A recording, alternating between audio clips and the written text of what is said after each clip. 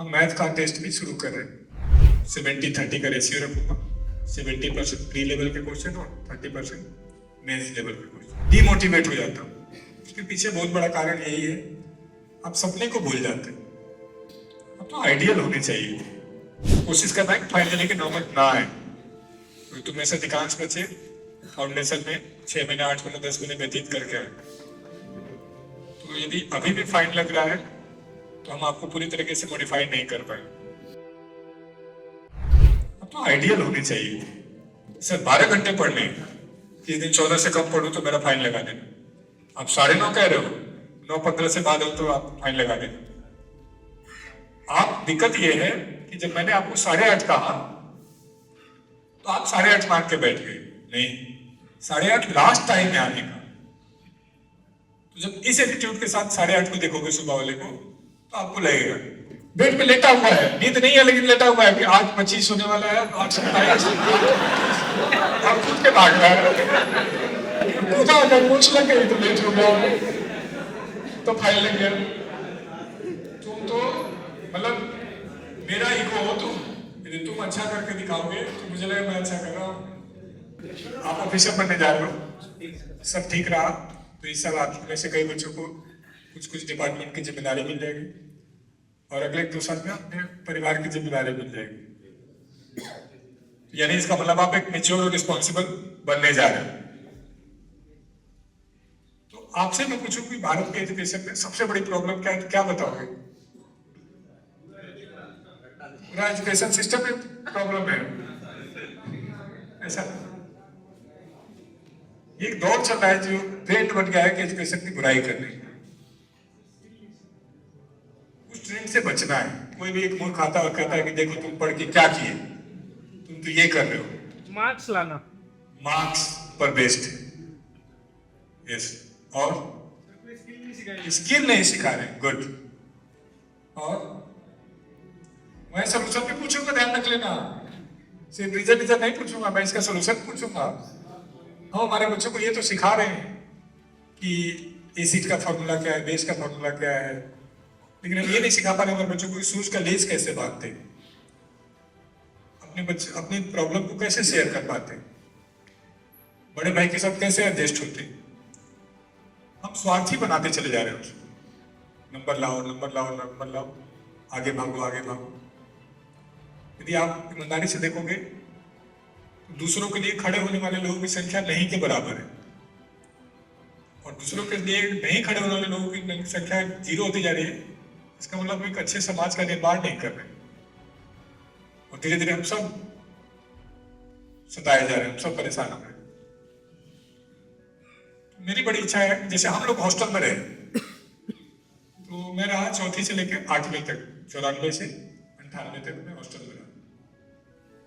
तो boarding school था, तो हमसे हर वो काम कराया जाता था जो एक फैमिली में कराना चाहिए। जैसे हम लोग 4 बजे स्कूल से आ जाते थे, 10 से 4 का स्कूल होता था। अब नया ट्रेंड आया शायद 8 बजे से 2 बजे चलता है। हम लोग थे ठीक था। फिर आने के बाद हमें बैग वैग रखना होता था और एक चाय मिलता था, और फिर हमें 4:30 से 5:30 हर किसी का कोई ना कोई काम दिया हुआ था। किसी को झाड़ू लगाने का काम था, किसी को सब्जी लगाने का काम था, किसी को खरगोश पाले हुए थे हम, उसके लिए घास काट के लाना था। हाँ, हॉस्टल की तरफ से नहीं, वो हर महीने चेंज होता था कि इस महीने जैसे ऐसे ही हॉल था, मुझे लगता है इसी साइज का रहा हुआ, तो हमारे बेड लगे हुए थे कॉमन, और सामने बेंच लगे हुए थे, और इधर तरफ बाथरूम हुआ करता था और वार्डन का रूम हुआ करता था। वार्डन बहुत बदमाश, बेल बजाता था और बाथरूम में जाए फिर आए, और कोई सोया हुआ है तो सीधा मारना शुरू करता था। एक को लगा वो चिल्लाया, हम सारे कूद के फिर भाग रहे। और फिर एक टाइम फिक्स था कि इस तक शायद मुझे लगा 7:30 तक था पुराने बाथरूम। अब जो बाथरूम कॉमन है निकल के आ रहे हैं, यहाँ खड़ा है जो लेट हुआ है, सबके पिछवाड़े पे बाहर है, तो कुछ समझदार है पहले से दौड़ते हुए भाग के आ रहे हैं।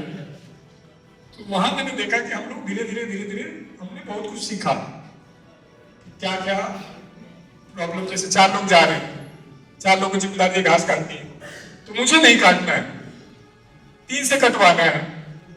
अब वो लीडरशिप आई नहीं आई, यदि आ गई तो ठीक है। तुम अच्छा करने के लिए क्यों प्रयास कर रहे हो? चलो एक एग्जाम्पल बताते हैं। मेरा बालक है 5 साल का और उसको लगभग छोटे बच्चे नहीं के बराबर मिले, बड़े बड़े मिले तुम्हारे जैसे। तो वो अपनी एज के बच्चों को देख के डरने लगा था पहली बार स्कूलों में गया है। तो हमें बड़ी मुश्किल हुआ 6 महीने उसको एडजस्ट करने। अब उसको कोई मारता है तो मार खा लेता है, मारता नहीं। तो मैंने पूछा कि क्यों नहीं मारते हो, क्या दिक्कत है? कहा मैं गुड बॉय हूं ना, तो गुड बॉय नहीं मारता है। ये भी सही है, तो गुड बॉय बनने की जरूरत क्यों है?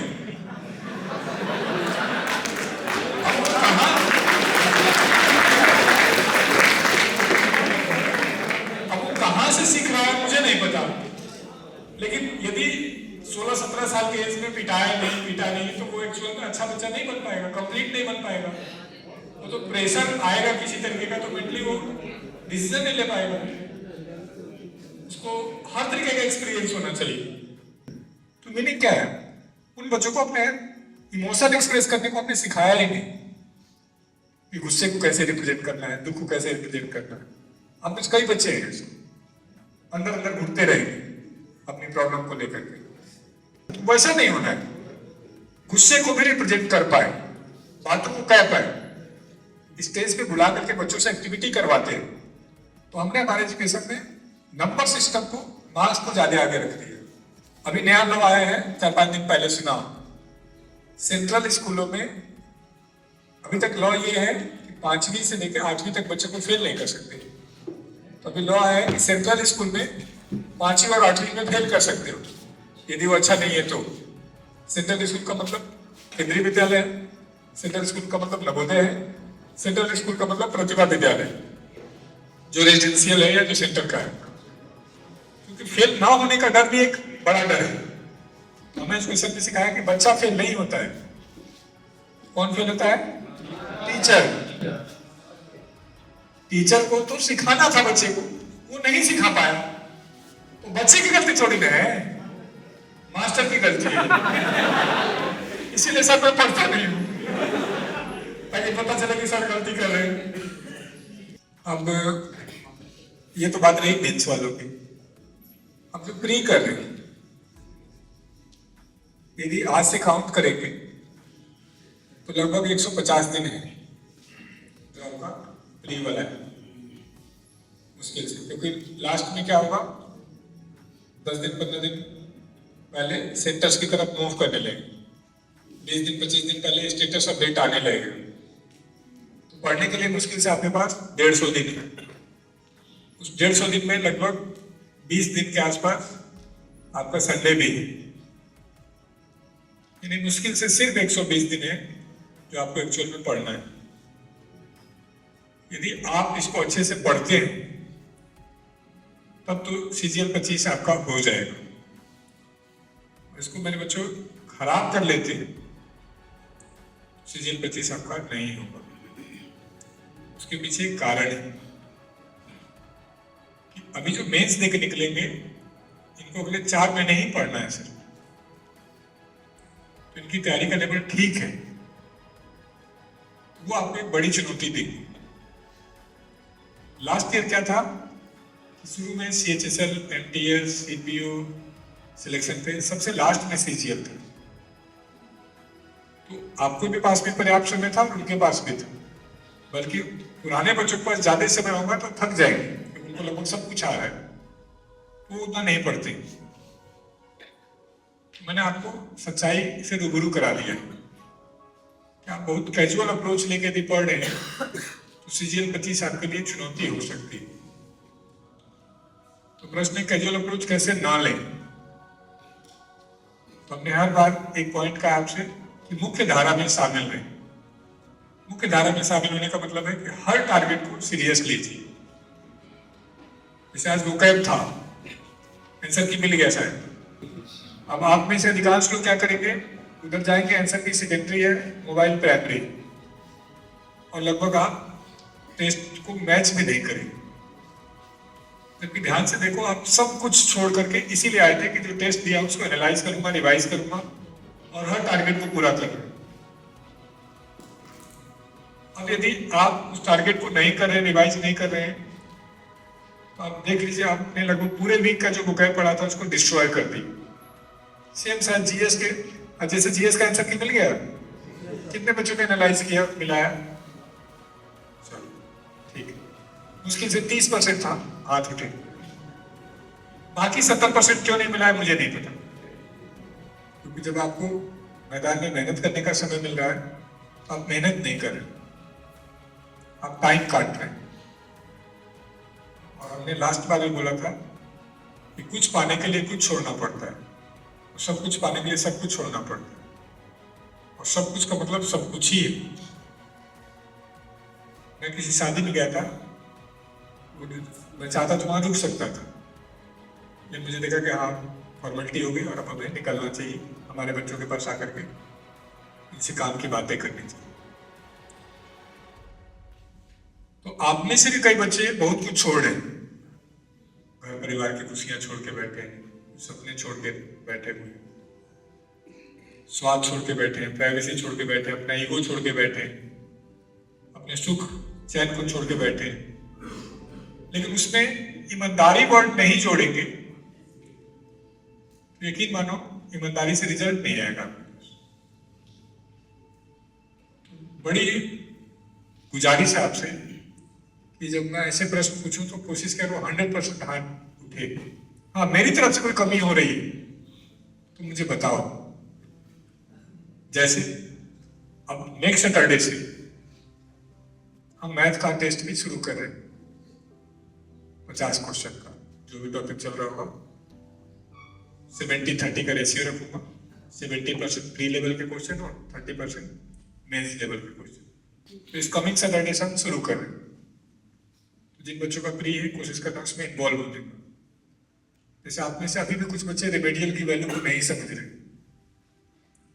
कोई यहाँ आने में सुबह ठंडी लगती है, हाँ तो ठीक है, ठंड भी देखी जाएगी।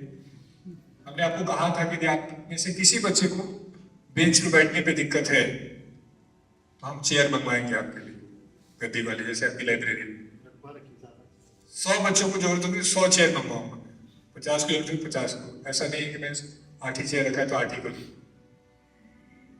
जितना मेरी तरफ से आपको हेल्प चाहिए दीजिए, लेकिन प्लीज रेमेडियल में आइए। यकीन मानिए जब आप मुझे टारगेट देके भेजेंगे कि जाओ सर आज ये टॉपिक खत्म करके आओ, तो मैं ज्यादा सीरियस उस दिन पढ़ा रहा हूँ, और जब सिर्फ पढ़ाने का पर्पज होगा तो मैं उतना सीरियस नहीं हो रहा हूँ। तो वही चीज मैं आपके साथ चाह रहा हूँ, आप टारगेट लेके आइए। हमने लास्ट टाइम बोला था कि जब आप किसी टारगेट को 5 साल में पूरा करना चाहेंगे तो एटीट्यूड 5 साल वाला होगा। जब किसी टारगेट को 5 महीने पूरा करना चाहेंगे तो एटीट्यूड 5 महीने वाला होगा। जब किसी टारगेट को 5 दिन में करना चाहेंगे तो एटीट्यूड 5 दिन वाला होगा। कभी मौका मिले तो यूट्यूब पे एक वेब सीरीज है, सपने वर्सेस एवरीवन, उसको देखना। मैं समरी बता देता हूँ, नहीं उतना समरी नहीं बताऊंगा, तो काम पर बैठे बताऊंगा। 5 एपिसोड में, तो 5 एपिसोड का लगभग 1.5 घंटे के, तो उसमें पूछता है, टीचर होता है छोटे बच्चों को कि तुम क्या बनना चाहते हो जीवन में। तो हर बच्चा कुछ कुछ अपना टारगेट बताता है, और 20 साल बाद फिर पूछता है तुम बचपन में क्या बनना चाहते थे। तो उसमें से अधिकांश बच्चे अपने टारगेट भूल चुके होते थे, उनको याद ही नहीं था कि क्या बनना चाहते थे। तो बोलता है यदि तुम अपने सपने को नहीं भूले होते तो इस इकलौती जिंदगी में इस सपने को पूरा कर लिए होते। क्योंकि यदि ईश्वर है और जीवन है तो तुम्हारे जानते समय में तो ये जीवन तुमको दोबारा नहीं मिलेगा। हर दिन तुम्हारा जीवन कम हो रहा है, और मेरा पर्सनल मानना है कि एक जीवन में आपने अपनी इच्छा के सारे काम नहीं किए तो जीवन किसी काम का रहा नहीं। पैदा होकर मर गए, करोड़ों साल से लोग पैदा होकर मर रहे, उसमें कहता है कि सपने को नहीं भूलना है। पूछता है कि सपने को याद कैसे रखें। कहता है आप अपने सपने को डेली बोलिए। बोलता है किससे? बोलता है अपने माँ बाप से। बोला डेली बोलेंगे तो इरिटेट नहीं हो जाएंगे? बोला घर के जानवरों से बोलिए, कुत्ते से, बिल्ली से, गाय से, भैंस से। जानवर ना हो तो कहा खुद से बोलिए, शीशे के सामने खड़े होकर, लेकिन डेली बोलिए। जैसे आप में से कई बच्चे कहते हैं कि कई दिन में नहीं पढ़ पाता हूं, डिमोटिवेट हो जाता हूं। उसके पीछे बहुत बड़ा कारण यही है, आप सपने को भूल जाते हैं। आपके लिए बाकी चीजें हावी हो जाती हैं, आपके इमोशंस, आपके लिए ठंडी, आपके पर्सनल लाइफ।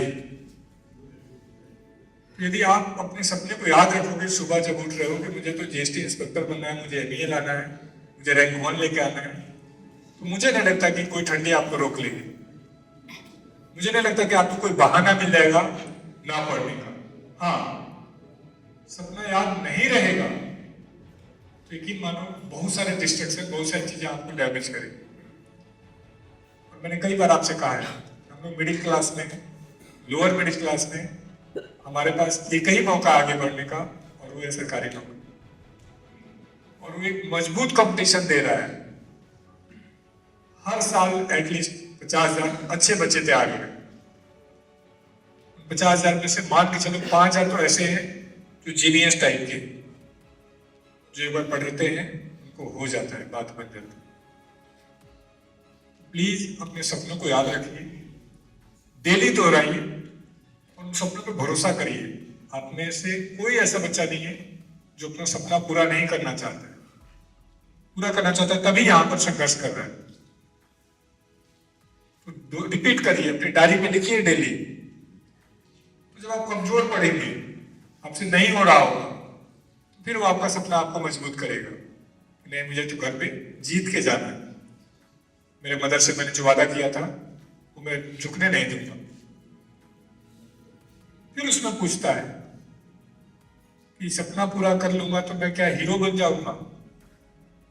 बोलता है नहीं, हीरो वो नहीं है जो सपना पूरा कर ले रहा है, जो जीत जा रहा है। हीरो वो है जो संघर्ष कर रहा है। जैसे आप, अभी आप हीरो। जैसे आप में कई बच्चे हैं जिनके नंबर नहीं आते, लेकिन फिर भी वो 2-3 बजे तक लगे रहते। उनका रूममेट भी कहता है तुमसे नहीं होगा, रिश्तेदार भी कह रहे, घर की स्थिति भी खराब है, लेकिन फिर भी वो लगे हुए। वो हीरो जो अपने लिए संघर्ष कर रहा है, जो अपने लिए खड़ा हो रहा है, वो हीरो है। सरेंडर कर देना, अगर हार मान जाना तो बहुत आसान काम है। जीत जाना उससे भी आसान काम है। हाँ, जीत का दायरा आपने कितना रखा है। जैसे आप में से कुछ बच्चों का दायरा है जीडी करना है, वो करके निकल गए। कुछ बच्चों का दायरा है कि कांस्टेबल करना है, अभी यूपी की भर्ती आने दो, फाइनल रिजल्ट देखना। आप में से कुछ बच्चों का हो चुका होगा। एक आप में से किसी का टारगेट आईएएस करना है, तो नो डाउट उसको ज्यादा टाइम लगेगा। तो उस बीच में क्या वो हीरो नहीं है? वो हीरो है। तो हमने अपने सपने कितने बड़े रखे हैं, उतना लंबा संघर्ष है। सीजीएल एक संघर्ष मांगता है। आपने से कई बच्चे सभी में मिला, 201 बैच के थे और वो अधिकांश मेंस दे रहे। अभी बीएसए मिला, सीजीएस में बहुत अच्छा नंबर है, सीजीएल में बहुत अच्छा कर रहा है। मैंने उसे हाथ मिलाकर उसको विश किया, यस गुड, क्योंकि हमने देखा है उसको टूटते हुए जब नहीं हुआ था तब।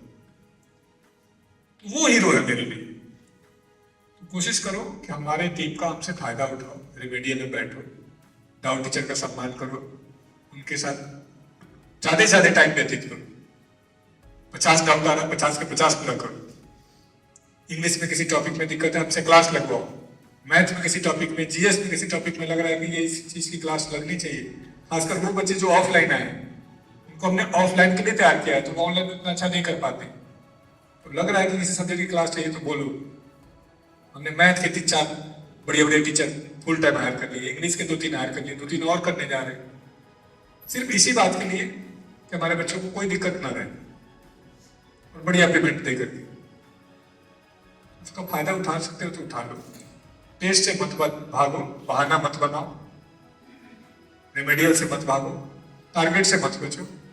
मेरे हिसाब से 1 महीने पढ़ लो टारगेट लेकर के, और ना फायदा हो तो यहीं आ जाना इसी मंच पे, कहना जी मैंने एक हिसाब से आपके साथ किया था, मुझे फायदा नहीं हुआ, मैं इस मंच को छोड़ दूंगा, आगे से मैं बोलूंगा नहीं करने को। लेकिन 1 महीना करके देखो।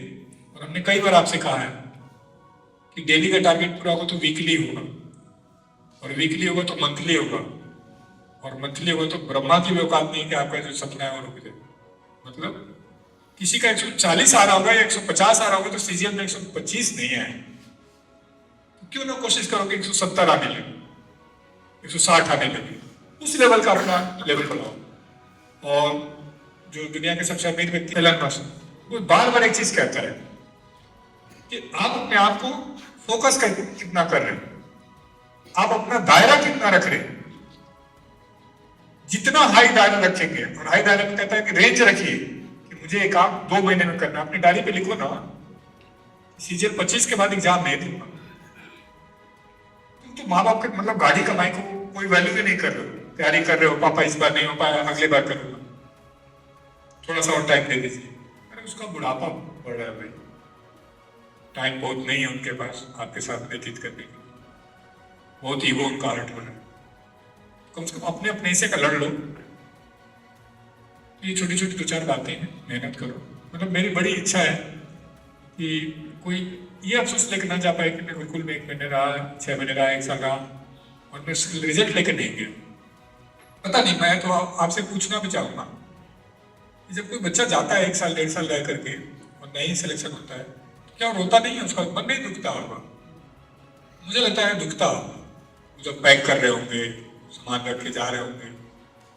मैं जैसे यूपीएससी किया नहीं हो पाया, मैं आज तक यूपीएससी का रिजल्ट नहीं देखता, इतना ज्यादा मुझे वहां दर्द है। मतलब ईगो, मतलब बैलेंस ही नहीं हो पाया मैं आज तक, कुछ इमोशनल फैक्टर इतना आ भी रहा।